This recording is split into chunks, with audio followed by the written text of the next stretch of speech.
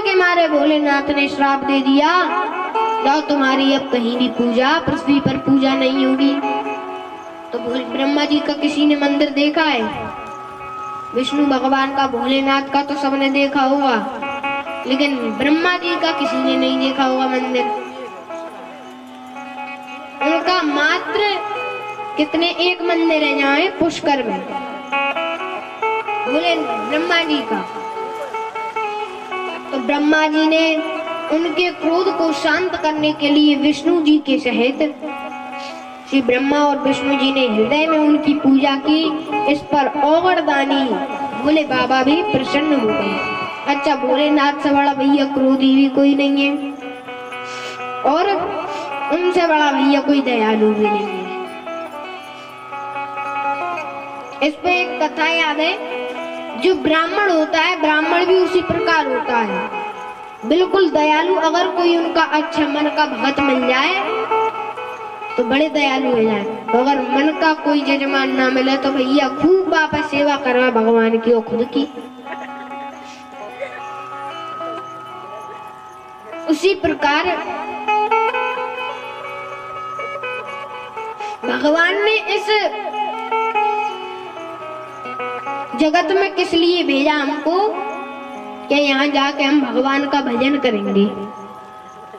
जब हम 9 मास गर्भ में रहते हैं तो वो इतना कष्टदायक होता है।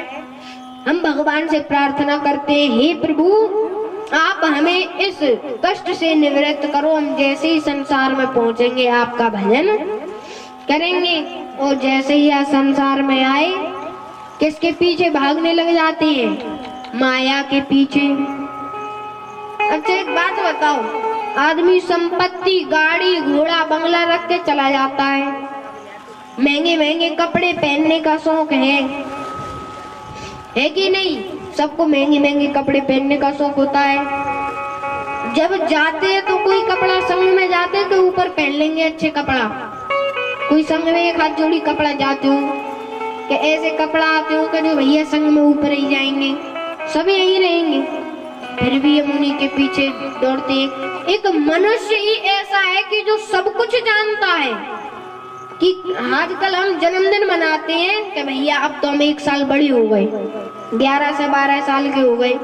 अरे भैया ये तो दुख की बात है कि हमारी उम्र में से 1 साल घट हो गई। 100 साल की उम्र है, बाद में 9 से 10 के हो गए तो भैया वो अब 90 साल बच गई और हम प्रसन्नता मनाते, केक काट रहे हैं। मनुष्य सब कुछ जानता है फिर भी सचेत नहीं है। उसे पता है कि काल रूपी सर्प के मुख में हम प्रतिपल ग्रास बनते जा रहे हैं। काल व्याल मुख ग्रास त्रास निर्नाश हेतवे। सब कुछ जानते हुए भी मनुष्य सचेत नहीं है। तो इसी को सचेत करने के लिए भगवान ने अपनी परम मंगलमयी कथा शिव पुराण का भी उल्लेख है।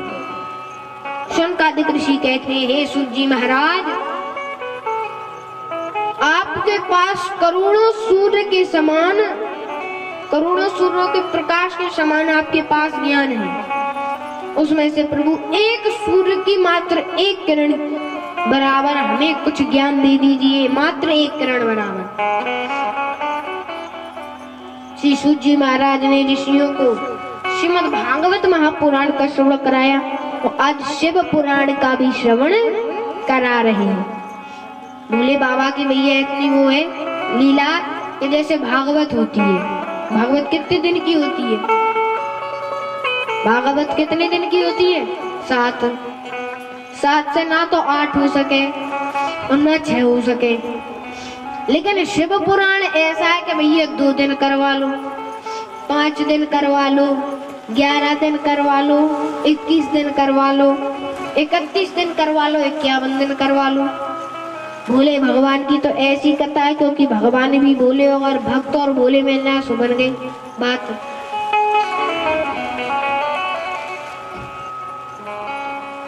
ब्रह्मा जी ने और विष्णु भगवान ने भगवान की इतनी सुंदर तपस्या की, मात्र पूजन किया, जिससे ही भोलेनाथ प्रसन्न हो गए। और बोले मैं तुम दोनों से प्रसन्न हूँ। आज का दिन शिवरात्रि के नाम से जाना जाएगा। बोल बाबा भोलेनाथ की जय हो। बोले आज के दिन जो हमारी पूजा करेगा और दर्शन करेगा, इस वो इंसान सृष्टि विधायक तक बन सकता है। पंचाक्षर मंत्र जिसे हम कहते हैं ओम नमः शिवाय। ओम नमः शिवाय जो पंचाक्षर मंत्र है, जो इसका नित्य जाप करने लग जाए, उसके प्रति मेरा प्यार समुद्र के समान हो जाता है। समुद्र के समान क्या होता है? वैसे कहते हैं समुद्र के समान इसलिए होता है क्योंकि समुद्र गहरा है तो हमारा प्रेम गहरा होगा। समुद्र इसलिए तो है ही है कि समुद्र की जितनी गहराई है उतनी प्रेम में भी गहराई है। लेकिन समुद्र में आपने देखा है कितने हर कुछ यत्न उसमें निकलता है। हीरा मोती जवाहरात समुद्र में से निकलते हैं या नहीं निकलते हैं। उसी प्रकार भगवान का प्रेम है, अगर लगा लोगे तो भैया जे भी निकले आएंगे। भगवान की भक्ति कर लोगे तो भगवान ये सब भी दे देंगे।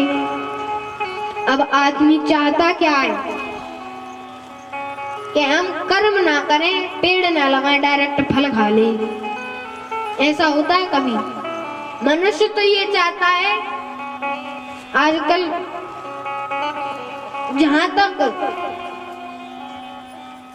हर मनुष्य झूठ बोलता है, इस कलयुग का ये प्रभाव है कि हर मनुष्य झूठ बोलता है, चाहे वो छोटा हो या बड़ा हो। आदमी सोचता क्या है कि हम झूठ बोले किसी से और सब हमसे सच बोले। बताओ ऐसा हो सकता है कि हम सबसे झूठ बोले और सब हमसे सत्य बोले? पहले आप खुद के मन को सुधारो, जभी तो दूसरे। हम स्वयं ही शुद्ध नहीं है तो दूसरे से कैसे कह सकते हैं कि भैया तुम शुद्ध नहीं हो? पहले स्वयं को देखो। आज सूची महाराज से ये प्रार्थना की प्रभु हमें ये कथा सुनाओ। किसकी? भोलेनाथ की। जो अब भगवान की तो कैसी लीला है, इतनी सुंदर लीला है।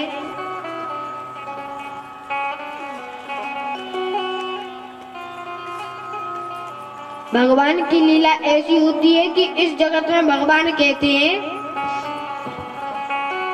कि वैसे तो हम किसी से भगवान की भक्ति करना कोई साधारण चीज नहीं है, लेकिन अगर कोई एक बार भगवान से भक्ति कर ले, अपना दिल लगा ले, तो इस बात की गारंटी है कि फिर दिल नहीं टूट सकता है।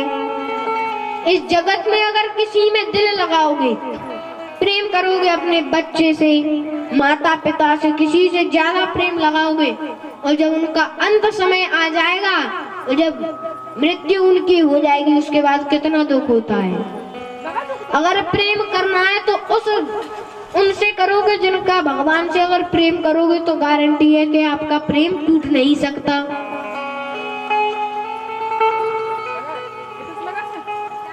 भगवान की भक्ति करो, लेकिन भक्ति भी कैसी? जो दिन प्रतिदिन बढ़ती जाए।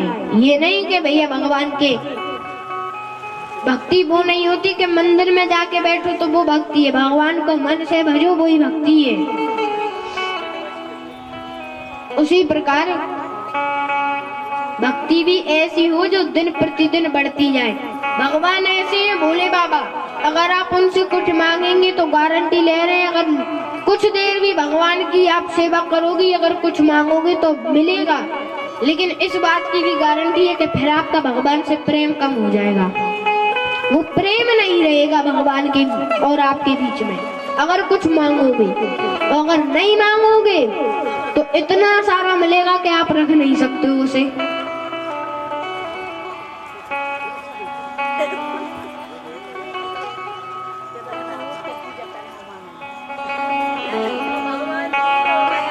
आज जिस प्रकार पंचाक्षर जाप विष्णु भगवान ने और ब्रह्मा जी ने किया, मात्र उसी से इन्हें इतना बड़ा फल प्राप्त हुआ है।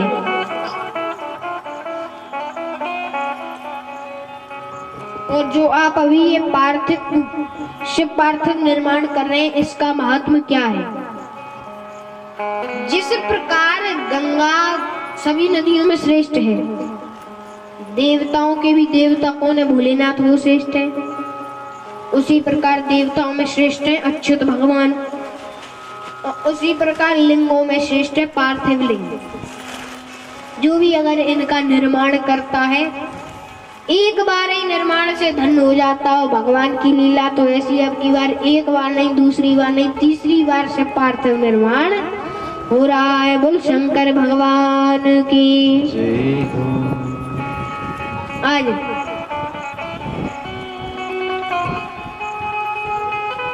शुद्ध मिट्टी से पार्थिव बनाकर जो पूजन करता है, उसके सभी मनोरथ पूर्ण होते हैं। और इनकी स्तुति करने से देवता भी नहीं थकते भोलेनाथ की, तो हम मनुष्य क्या थकेंगे?